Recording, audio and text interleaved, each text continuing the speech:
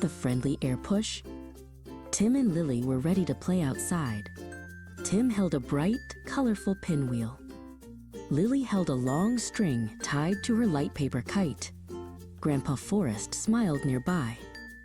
A soft, swirly friend named Zephyr popped up. He curved gently, ready to play. Zephyr whispered, "Hello, friends. I will give you a soft push." Suddenly, the pinwheel began to spin. Whoosh! It was a happy blur of color. The kite pulled up high, up, up. Lily bounced with happy shivers. Tim giggled, pointing at the spinning colors. Mom was clapping her hands softly. Grandpa Forest pointed to a leaf that danced by. "That is me, Zephyr," said the swirly friend. Grandpa said, "Zephyr is moving air. Moving air is called wind."